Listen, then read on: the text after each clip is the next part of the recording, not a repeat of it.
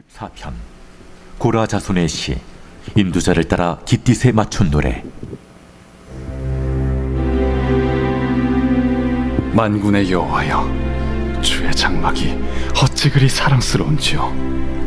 내 영혼이 여호와의 궁정을 사모하여 쇠약하며 내 마음과 육체가 살아계시는 하나님께 부르짖나이다. 나의 왕, 나의 하나님, 만군의 여호와여, 주의 제단에서 참새도 채집을 얻고 제비도 새끼 둘 보금자리를 얻었나이다. 주의 집에 사는 자들은 복이 있나니 그들이 항상 주를 찬송하리이다. 주께 힘을 얻고 그 마음에 시온의 대로가 있는 자는 복이 있나이다. 그들이 눈물 골짜기로 지나갈 때 그곳에 많은 샘이 있을 것이며 이른 비가 복을 채워주나이다. 그들은 힘을 얻고 더 얻어 나아가 시온에서 하나님 앞에 각기 나타나리이다. 만군의 하나님 여호와여, 내 기도를 들으소서. 야곱의 하나님이여, 귀를 기울이소서. 우리 방패이신 하나님이여, 주께서 기름 부으신 자의 얼굴을 살펴보옵소서. 주의 궁정에서의 한날이 다른 곳에서의 첫날보다 나은즉 악인의 장막에 사는 것보다 내 하나님의 성전 문지기로 있는 것이 좋사오니 여호와 하나님은 해요 방패이시라. 여호와께서 은혜와 영화를 주시며 정직하게 행하는 자에게 좋은 것을 아끼지 아니하실 것임이니이다. 만군의 여호와여, 주께 의지하는 자는 복이 있나이다. 아멘. 아멘. 뭔가 영화를 보는 듯한 웅장한 장르의 또 음악을 들으면서 또 말씀을 들었습니다. 여러분 방학이시죠, 다들? 네, 많이 힘들고 지쳐 있겠지만 또 하나님께서 주시는 은혜를 사모하는 마음으로 이 자리에 임하셔서 또 하나님께서 힘과 능력 많이 얻고 돌아갈 수 있는 은혜의 시간 되기를 예수님의 이름으로 축복합니다. 우리 좌우에 이렇게 한번 인사하겠습니다. 힘 얻으라고. 많이 힘드니까요. 아침은 항상 좀 힘이 좀 많이 필요한 것 같아요. 그래서 서로 얼굴 보면서 옆에 있는 친구 얼굴 한번 보세요. 우리 선생님도 쳐다봐 주시고 보면서 이렇게 이야기하겠습니다. 몸과 마음 건강합시다. 몸과 마음 건강합시다. 그렇죠. 몸뿐만 아니라 마음도 건강했으면 참으로 좋겠습니다. 여러분 PPT 틀어주세요. 여러분 세레나데라고 들어보셨어요? 아마 한 번쯤은 들어봤거나 대충 어떤 뉘앙스인지는 아마 대부분이 다 알지 않을까 싶습니다. 이탈리아어로 세레나타라고 하는 이 언어는 유래가 이렇게 되었는데요. 사실은 이제 저녁의 음악, 밤의 음악이라고 하는 소야곡이라고 하는 표현으로 사용된 것이 바로 세레나데라고 합니다. 그 당시에 예전에 이렇게 저녁에 막 날씨도 좀 차분하고 선선하고 또 조용하고 그리고 운율 같은 것 또 음악 같은 것들이 잘 은은하게 잘 들려지는 그 아름다운 무드 가운데 사랑하는 사람이 사랑하는 사람을 향하여서 이렇게 고백하고 노래하는 것을 세레나데라고 합니다. 여러분 아마 다른 장르들의 노래들을 많이 들을 거예요. 뭐 여러 가지 장르들이 있겠죠. 이별 노래, 사랑 노래, 신나는 노래, 그냥 뭐 아무 의미 없는 노래들. 근데 보통 모든 노래가 그런 것처럼 다 그 가사에는 의미들이 다 담겨 있습니다. 그리고 특별히 목사님은 자부하는데요. 이 세레나데, 사랑 노래만큼 자신의 마음을 꾹꾹 담고 또 직설적으로 표현하는 것은 아마 없을 거라고 목사님 단언할 수 있을 것 같습니다. 왜냐하면 사랑 노래, 특별히 세레나데는 자신의 마음을 투영하고 잘 드러내는 곡 중에 하나의 장르이기 때문입니다. 넘겨주세요. 근데 특징이 하나 있습니다. 자, 세레나데는 특징, 공통점, 오글거린다는 거예요. 오글거리고 막 간질간질하고 물론 아름답고 귀엽고 막 아기자기하고 한 표현들이 많이 있지만 목사님 개인적으로 들으면 오글오글거리기도 하고 막 간질간질하기도 하는 그런 경험을 하곤 합니다. 목사님이 PPT 틀어주세요. 넘겨주세요. 목사님 넘겨주세요. 됐습니다. 다 넘겨버렸네요. 목사님이 그냥 읽어드릴 거예요. 읽어드릴 건데 어떤 감정으로 느껴지는지 보세요. 목사님도 그 설교 준비하다가 그냥 읽었는데 제가 제 스스로 읽었는데 뭔가 소름이 딱 돋는 느낌이 얘기했는데 읽어볼게요. 가사예요. 세레나다의 가사인데 여러분 좋아하는 그리고 알만한 유명한 가요곡의 가사인데 잘 들어보세요. 이제야 나 태어난 그 이유를 알 것만 같아. 그대를 만나 죽도록 사랑하는 게 누군가 주신 내 삶의 이유라면 더 이상 나에겐 그 무엇것도 바랄 게 없어. 이상하지 않아요? 저만 그래요? 너를 위해서, 너만을 위해서 난 세상 모든 걸 다 안겨주진 못하지만 너에게만 이제 약속할게. 오글거리 못하겠는데 오직 너를 위한 내가 될게. 그러잖아요. 저만 그래요? 여러분 감수성이 좋군요. 저는 약간 이게 저 혼자만의 챌린지 하는 것 같은 느낌인데, 마지막으로 너의 품은 항상 따뜻했어. 고단했던 나의 하루의 유일한 휴식처. 느끼해. 나는 너 하나로 충분해. 긴 말 안 해도 눈빛으로 다 아니까.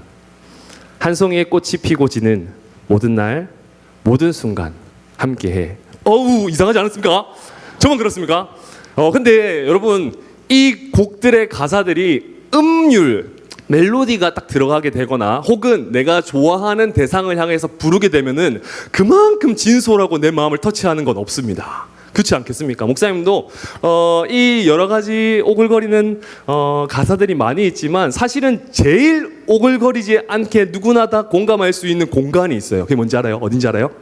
바로 결혼식이에요.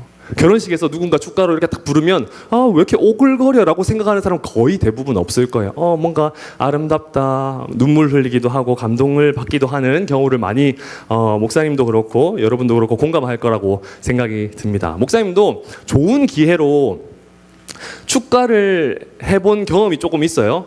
잘 못하지만 경험이 있지만 막 고민을 많이 하다가 이 곡을 참 많이 했었어요. 이 곡을 축가로 추천하는 곡입니다. 여러분 나중에 축가 할지 모르겠지만 목사님 좋아하는 곡 중에 이런 곡이 있어요. 가사를 보면 이런 거예요. 이제부터 웃음기 사라질 거야. 이건데 음률을 하면 이제부터 웃음기 사라질 거야. 가파른 이 길을 좀 봐. 막 이런 거예요.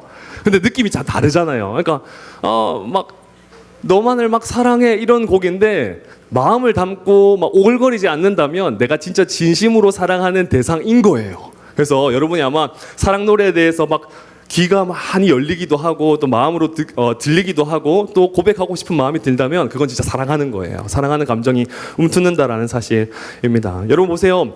그 성경에는 사랑에 대한 고백들, 이 사랑적인 감정을 가지고 고백하는 노래들이 참으로 많이 있습니다.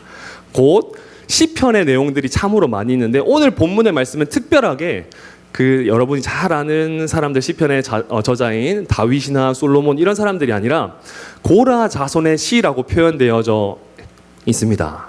특징을 보면 이 상황적인 배경을 보면 그렇습니다.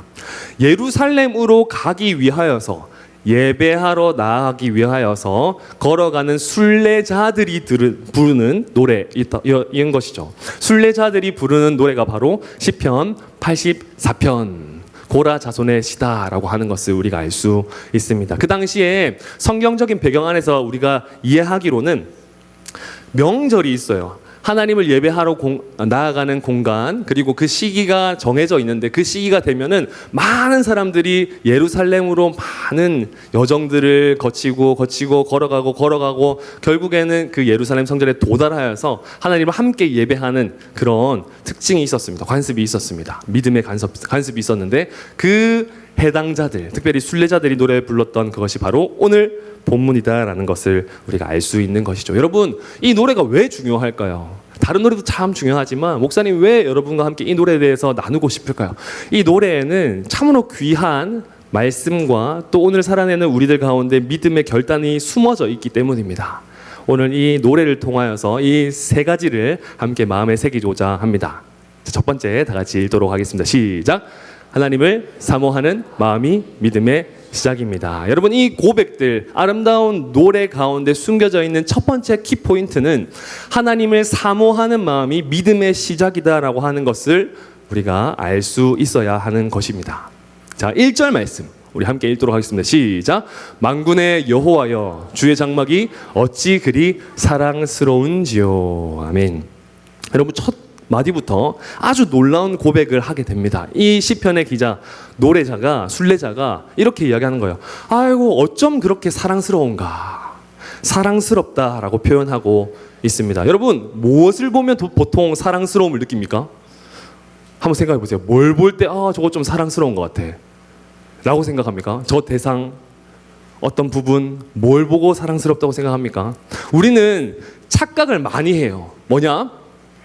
그 대상이 귀엽거나 예쁘거나 외관이 좋거나 하면 사랑스럽다라고 판단하고 또 규정하곤 합니다. 그런데 제일 중요한 것, 그 사랑스러움의 기준이 되는 것은 내 마음에 달려 있는 거예요. 내 마음에. 그도 그럴 것이, 여러분, 목사님이 많은 친구들을 많이 만나잖아요. 그래서 어떤 친구는 그 애완동물을 자랑하던데 이런 애완동물을 키우더라고요. 북방 하늘 다람쥐라고 해서 날다람쥐 들어보셨어요? 알죠? 너무 귀여워요. 너무. 이것도 사실은 목사님 개인 기준이에요. 개인 기준으로 목사님이 사랑스러워하는 동물 중에 하나가 다람쥐, 스캐럴인데 엄청 귀여워요. 여러분, 핸들링 잘 된 이 날다람쥐는 어떻게 되냐면 이렇게 돼 있대요. 키우고 싶지 않아요? 너무 너무 귀여워 하잖아요. 너무 귀여워요. 너무 사랑스러워요. 너무 사랑스러워요. 사랑스럽다라고 표현할 수 있을 것 같습니다. 그런데 목사님이 어떤 친구한테 이렇게 소개를 받았어요. 그러니까 그 뭐 여자 소개 말고 자기 동물 키우는 애완동물 소개를 받았어요. 너무 예쁘다는 거예요. 목사님이 이거 진짜 너무 귀엽지 않아요? 라고 해서 사진 한 장을 딱 보여줬는데 무슨 사진이냐? 이거예요. 귀여워. 좋지. 좋아. 귀여울 수 있어요. 저 개인적인, 지극히 개인적인 그 관점이니까, 견해이니까 귀여울 수 있어요. 근데 여러분, 팩맨이라고 하는 개구리인데요. 이 개구리가 크면 어떻게 생기는지 알아요? 귀엽나? 아까 귀엽다 했는데 귀여워? 저렇게 큰 애가 갑자기 지금 지원아 이러면서 오면 무섭잖아요. 무서워요. 목사님은 개인적으로 무섭거든요. 근데 그 친구가 이렇게 한결같이 목사님 사랑스럽지 않아요? 너무 예쁘지 않아요? 너무 귀여워요. 막 손에 올리고 하는 사진도 보여주는데 저는 막 뭐가 막 돋더라고요. 뭔가 소름 같은 게. 근데 아무튼 그런 거예요. 목사님이 이야기하고 싶은 거, 제가 말씀드리고 싶은 거는 사랑스러움의 기준은 그 사람의, 그 대상의 외형, 외관에 달려 있는 것이 아니라 나의 내면에 달려 있다. 내가 그것을 얼마나 사랑스러운지를 아느냐, 판단하느냐, 고백하느냐. 다시 말해, 하나님이 나의 구주인 것을 내가 아느냐, 판단하느냐, 고백하느냐에 따라서 그 사랑스러움의 가치를 발견할 수 있는 사람과 발견하지 못하는 사람으로 나눌 수 있다라는 사실이죠. 한 가지 더 이야기해 볼까요? 목사님, 이제 실화예요. 실화. PPT 틀어주셔도 돼요. 너무 한가? 네, 저 틀어주세요. 들어주세요. 네. 실화인데요. 목사님이 청년 때 그 수영을 갔어요. 그 해수욕에 이렇게 여름에 막 목사님 동생과 많은 지인들 통해서 막 열심히 해수욕을 했거든요. 열심히 놀다가 막 시간을 많이 보내고 장난들도 많이 치잖아요. 우리 남자친구들 같은 경우는 막 물장난도 많이 치기도 하고 막 엎어지기도 하고 밀기도 하고 막 그렇게 하잖아요. 막 과격하게 잘 놀면서 신나게 놀다가 물살이 막 슉슉 하던 거예요. 저쪽으로 물살이 슉슉 하면서 뭔가 오는 것 같은 느낌이 드는 거예요. 그러다가 대수롭지 않게 이렇게 생각했는데 제가 이렇게 막 놀고 있는데 제 여기 팔을 아직까지 그 감촉이 굉장히 생생한데 여기 오른쪽 팔을 이렇게 탁 앉는 거예요. 누가 앉는데 사람이 아닌 느낌이 드는 거예요. 사람이 아닌 느낌. 탁 문하면 다행이지. 탁 앉는데 그리고 발이 4개야. 다 둘, 셋, 넷 이렇게 막 안겨요. 느낌이 진짜 이상했었거든요. 그래서 뭐고 이래가지고 봤는데 뭔지 알아요? 여러분, 상상하지 못하는 동물이 나옵니다. PPT 한번 들어주세요. 요 정도 크기의 이구아나. 진짜요, 진짜 실화예요. 이구아나가 바바박 해가지고 제 팔에 붙어가지고 저 진짜 그때 세상에서 제일 큰 욕을 했습니다. 깜짝 놀래가지고 너무 깜짝 놀래가지고. 근데 사실은 알고 보니까 애완용이었던 거예요. 애완용으로서 어떤 사람이 그 일광욕을 즐기려고 이렇게 놔뒀다가 갑자기 그 친구가 탈출했는지 수영을 즐기는지 모르겠는데 슉슉슉 들어와가지고 마치 막 악어처럼 막 와가지고 왔다는 거죠. 근데 놀라운 게 웃긴 거 뭔지 알아요? 그 제가 너무 화가 나지도 않을 정도로 당황을 해가지고 너무 이렇게 경악스럽게 얼굴이 새하얘졌는데 나중에 물어봤어요. 얘 이름 뭐냐고. 그러니까 뭐라고 하냐면 이블리래요. 이블리. 이구아나 러블리 합쳐가지고 이블리래요. 다시요. 사랑스러운 이구아나래요. 여러분 보세요. 진짜 실화예요. 사랑스럽다라고 하는 거는 내 마음이 판단하는 거예요. 내 마음이. 그 사람이 그렇지 않다고 하더라도, 세상 사람들이 믿지 않는다 하더라도, 내 눈앞에 보이지 않는다 하더라도, 내가 답답한 마음 가운데 해결할 수 없는 그런 어떤 대답을 늘 경험한다 하더라도, 내 마음이 시키면, 내 마음이 그것을 향하면 그것은 사랑스럽다라고 표현할 수 있는 것입니다. 여러분 보세요. 성경은 그래서 이렇게 이야기하거든요. 우리 한번 읽어볼까요? 내 영혼 시작. 내 영혼이 여호와의 궁정을 사모하여 쇠약하며 내 마음과 육체가 생존하시는 하나님께 부르짖나이다. 아멘. 여러분 이렇게 이야기하는 거예요. 시편 기자가, 순례자가 사모하여서 쇠약합니다라고 이야기하고 있는 겁니다. 사모하다라고 하는 표현, 이 단어는 뭐냐면 사모님이 되다 뭐 이런 거 아니고요. 사모하다 카사파라고 하는 단어는 간절히 갈망하다. 여러분 기억하세요? 사모하다라고 하는 것은 뭐 그냥 좋아하다, 호감으로 느끼다, 이게 이 정도로서 끝나는 것이 아니라 진짜 간절히 사모하고 갈망하는 거예요. 그리고 애타게 그리워하다. 오래된 연인을 그리워하는 것처럼 어쩌면 그거보다 더 많이 애타게 그리워하고 그것 아니면 안 된다, 꼭 그것을 선택한다라고 하는 마음을 가질 정도로 간절히 갈망하다라고 하는 표현을 가지고 있습니다. 그래서 사모하여 쇠약하며라고 하는 표현을 이렇게 요약할 수 있을 것 같아요. 하나님을 향한 갈망이 너무나도 커서 그 영혼이 녹아버리는 것 같다. 내 영혼이 녹아버리는 것 같다라고 표현하고 있다라는 사실입니다. 여러분, 사랑하는 여러분, 여러분은 누군가를 간절히 갈망하고 어떤 대상을, 어떤 시기를 갈망하고 기다려본 경험이 있습니까? 있습니까? 많은 사람들이 대부분 공감하기로는 막 여러 가지가 있을 거예요. 콘서트 티켓을, 목사님은 저 콘서트를 한 번도 가보진 않았거든요. 근데 콘서트가 티켓이 빨리 매진되기 때문에 그 장난이 아니라면서요. 기다리고 또 빨리 티켓팅 하려면 열심히 노력을 해야 된다면서요. 뿐만 아니라 놀이기구 타거나 놀이공원을 갈 때 사람들이 막 줄을 서야 되고 또 웨이팅이 많음에도 불구하고 가는 이유가 뭘까요? 내가 그것을 꼭 타야 되기 때문에, 또 간절히 또 갈망하는 마음이 있기 때문에 그런 거죠. 그리고 많은 사람들, 여러분들도 마찬가지고 방학을 엄청 사모했잖아요. 기다렸잖아요. 그리고 잘 누리고 있는지는 잘 모르겠지만 잘 경험하고 있잖아요. 뿐만 아니라 여러분의 연락을 기다리는 저까지. 아마 목사님들이 그럴 거예요. 막 연락을 계속 기다리거나 하는 마음들. 여러분 누군가의 연락을 기다려 본 적이 있습니까? 없어요? 있을 수도 있는데. 여러분 보세요. 그 누군가의 연락을 간절히 기다리면 계속 신경이 쓰인다 안 쓰인다? 쓰여요. 화장실 갈 때도 쓰이고, 왔나? 진동 오는 것 같은데 그 사람인가? 안내 문자고 뭐 그런 경우가 있어요. 여러분 기다리면 진짜 간절해지고요. 기다리면 거기에 대한 마음이 커질 수밖에 없습니다. 다시 정리해 볼까요, 여러분? 한번 읽어볼까요? 시작.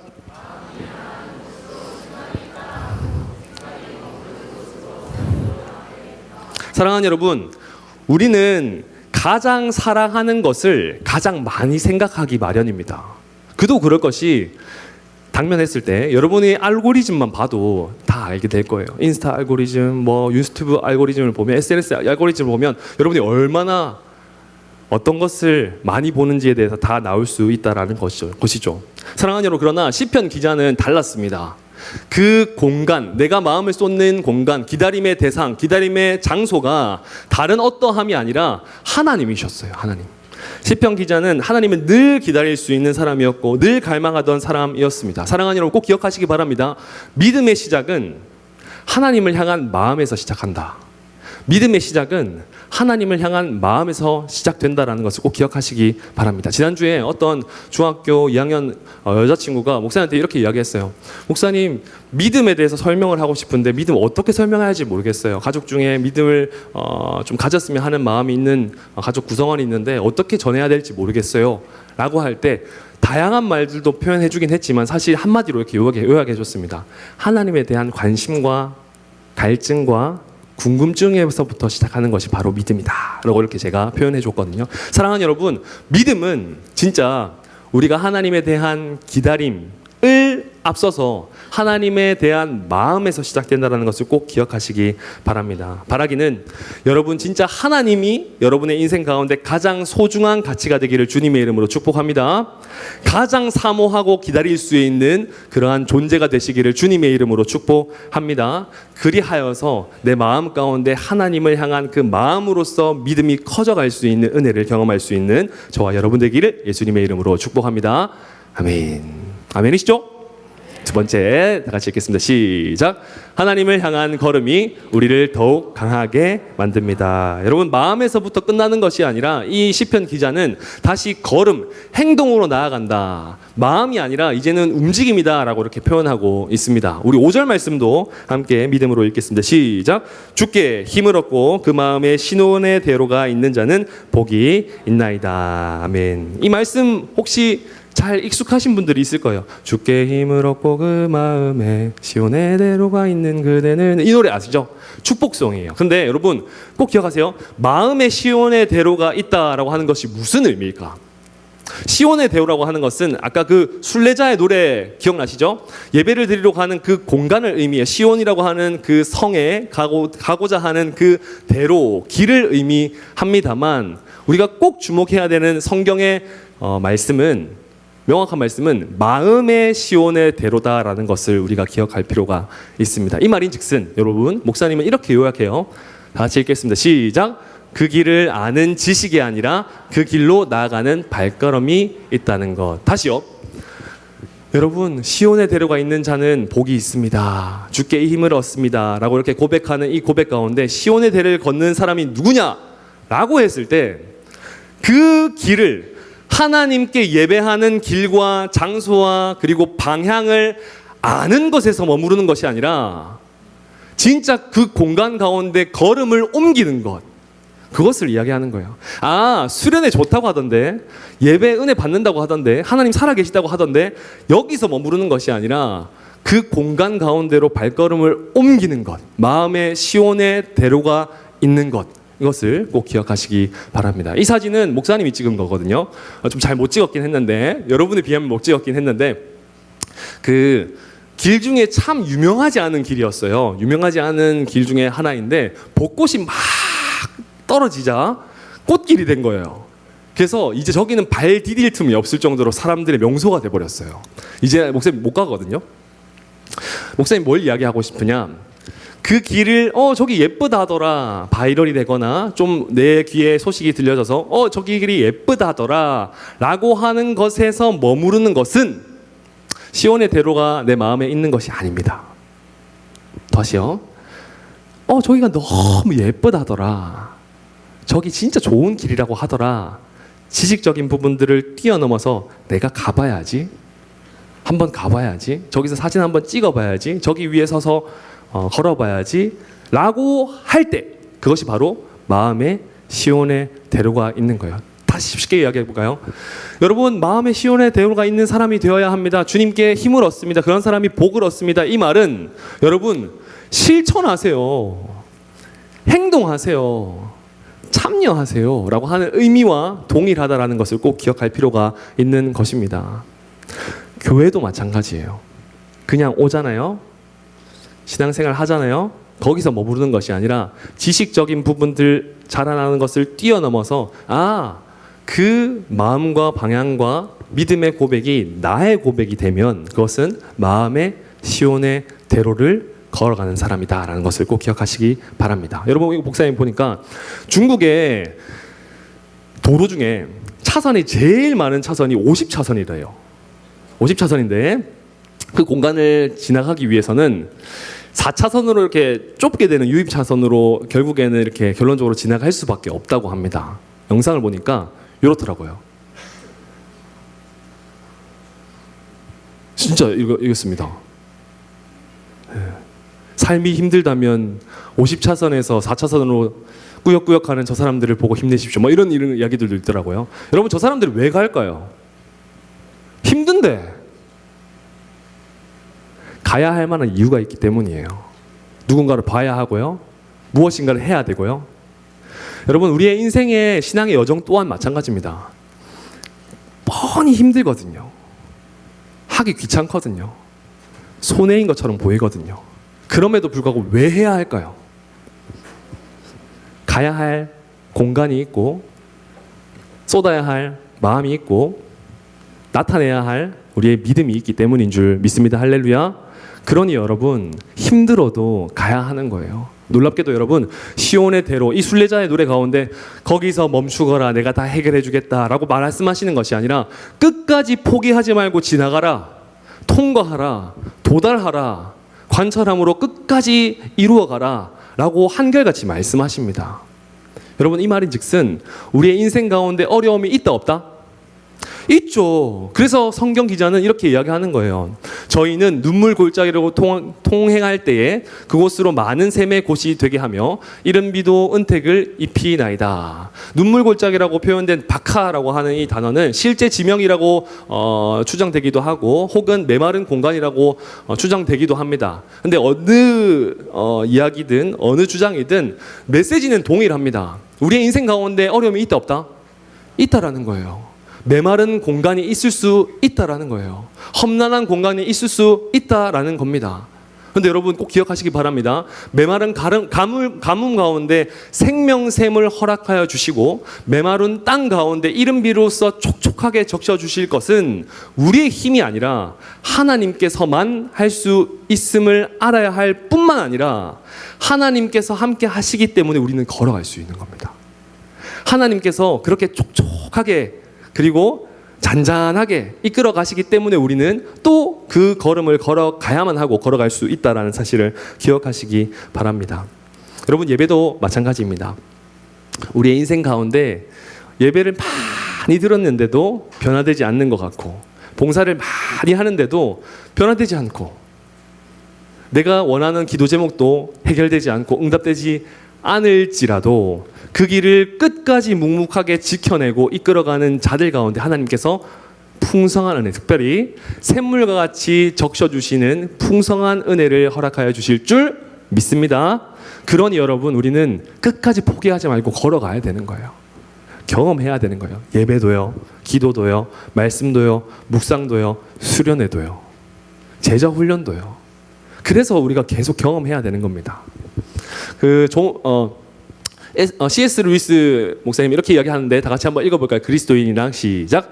그리스도인이란 절대 잘못을 저지르는 사람이 아니라 넘어질 때마다 회개하고 다시 일어나 몇 번이고 새롭게 시작할 수 있는 사람이다. 여러분 마음에 잘 새기시기 바랍니다. 그리스도인, 개념 있는 그리스도인이라면서요. 우리는 하나님의 몸된 교회 안에 소속된 그리스도인이라고 한다면서요. 그러면 그리스도인이 무엇이냐라고 증명할 때, 규정할 때에 몇 번이도 넘어지더라도 또 그 길을 걸어갈 수 있는, 하나님만 바라보고 걸어갈 수 있는 사람이 그리스도인임을 꼭 기억하시기 바랍니다. 힘들어요, 여러분. 지치고요. 귀찮고요. 그럼에도 불구하고 우리는 늘 그 길을 뚫고 지나가야 한다. 성전으로 꼭 올라가야 된다는 것을 꼭 기억하시기 바랍니다. 여러분, 목사님이 요새 운동을 하고 있거든요. 효과는 많이 있는지 잘 모르겠지만 또 조재 목사님, 이원철 목사님 운동하고 계시고 아직까지 송성 목사님 운동 시작하시지 않으셔서 여러분 기도가 많이 필요하지만 근데 제일 웃긴 거는 운동 안 하시는 송성 목사님이 제일 건강하세요. 아무튼 홍성윤 조사님은 그냥 멋있어서 통과고요. 여러분 운동하세요. 건강하시면 좋을 것 같아요. 목사님은 운동을 하는데 운동을 하면 항상 이런 표현 하잖아요. 우리 헬스 중독되어 있는 사람들은 맛있다 하잖아요. 뭐가 맛있는데 모르겠지만 맛있다 하시잖아요. 그게 통증이에요. 아파요. 근육이 생겨나는 방법을 제가 1분 안에 정리하도록 하겠습니다. 근육은 아파야지 생기는 거예요.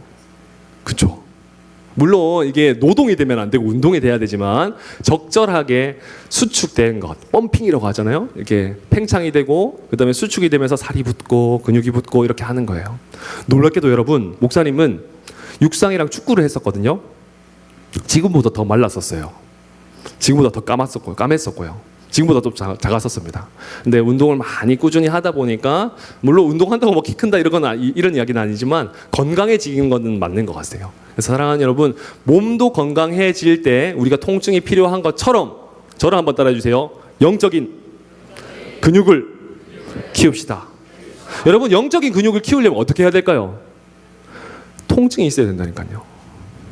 성장통이라 하잖아요. 힘듦이 있어야 돼요. 아, 수련회 가면 힘들다던데, 잠 못 잔다던데. 근데 여러분, 그게 피와 살이 되는 거예요. 제자훈련 경험한 친구들은 알겠지만 밤 새벽까지 막 하잖아요. 힘든데. 근데 그거 경험해본 사람과 경험해보지 않은 사람은 달라요. 한번 경험해보면 할 수 있다 이렇게 할 수도 있는 거고요. 경험하지 못한 친구는 늘 경험을 두려워하기 마련입니다. 그러니 사랑하는 여러분, 우리의 인생 가운데, 믿음의 여정 가운데 힘든 일이 찾아오더라고 하더라도 주님께서 힘을 허락하여 주시기 때문에 끝까지 포기하지 않고 강함을 경험할 수 있는 우리가 되기를 주님의 이름으로 축복합니다. 세 번째입니다. 다 같이 읽겠습니다. 시작. 하나님 안에서의 만족이 가장 큰 복입니다. 오늘 시편의 기자는 3번 동안 복에 대해서 이야기합니다. 복을 있는 사람, 복을 경험하는 사람은 이런 사람입니다 라고 하면서 클라이막스로 이렇게 이야기하는 건데, 마지막 10절과 11절과 12절까지 말씀인데요, 참으로 좋아요. 한 구절 한 구절이 노래처럼 너무 좋습니다. 마음을 쫙 울리게 되는데, 우리 10절 말씀은 1학년 친구들, 고등학생, 중학생 1학년 친구들, 11절은 2학년 친구들, 그리고 12절은 우리 3학년 친구들, 이렇게 믿음으로 한번 읽도록 하겠습니다. 경쟁은 아니지만 여러분, 마음으로 진짜 하나님께서 주신다는 마음을 가지고 내가 하나님께 이러한 고백을 가지고 함께 고백했으면 좋겠습니다. 우리 1학년 친구들 10절 말씀 읽겠습니다. 시작.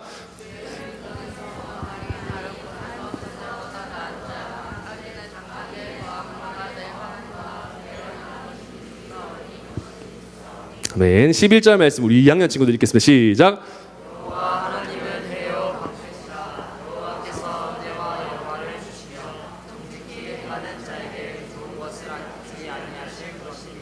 우리 3학년 친구들 마지막으로 읽겠습니다. 3학년 대우해드렸습니다. 짧은 거 시작. 할렐루야. 한 구절 한 구절이 진짜 촌철살건 같은 아주 아름다운 고백입니다. 그리고 이 고백이 여러분의 고백이 참 되었으면 좋겠다라는 생각이 듭니다. 여러분, 여행을 갈 때 진짜 극혐 많은 사람이랑 해외여행을 3박 4일 간다, 이거랑 전제 조건은 계속 같이 다녀야 돼요. 피하면 안 되고, 같이 먹고 같이 대화하고 같이 시간을 보내야 됩니다. 같이 자야 됩니다. 같은 공간에서. 이거랑 진짜 좋아하는 사람이랑 5박 6일 울산에서 논다. 생각해보세요. 진짜 극혐인 사람과 3박 4일 해외여행 간다. 진짜 좋아하는 사람과 5박 6일 동안 울산에서 논다.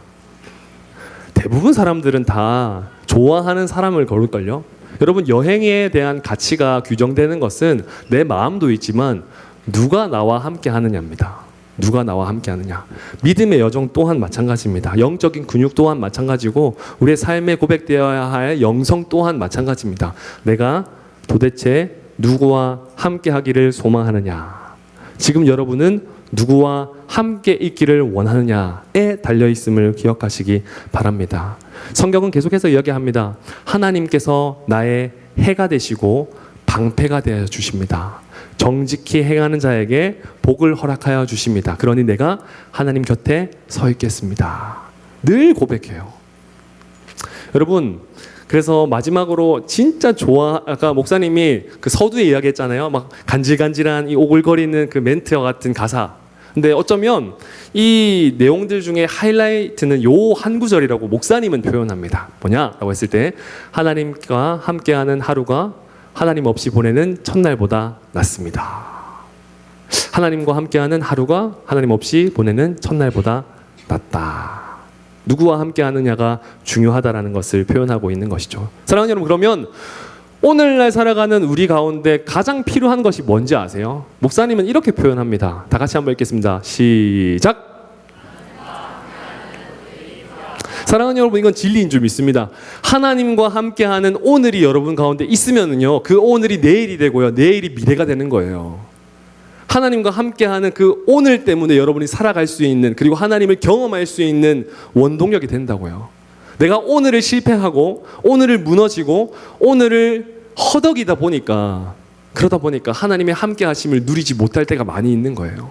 그래서 우리가 경험해야 되고 이끌어가는 모든 여러 가지 일정들과 교육들과 예배 순간이 우리에게 꼭 필요한 겁니다. 그 공간 가운데 내가 필요하다는 것을 기억하시기 바랍니다. 사랑하는 여러분, 하나님께서 계시는 곳은 세상이 줄 수 없는 기쁨이 있는 줄 믿습니다. 아멘. 하나님께서 계시는 곳은 세상이 빼앗을 수 없는 평안함이 있는 줄 믿습니다.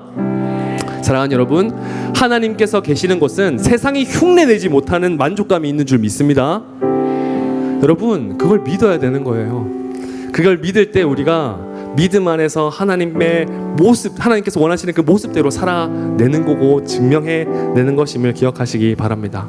여러분 인생 가운데 지금 이 방학 가운데 무엇이 가장 행복하시고 무엇을 위하여서 행복을 쫓고 계십니까?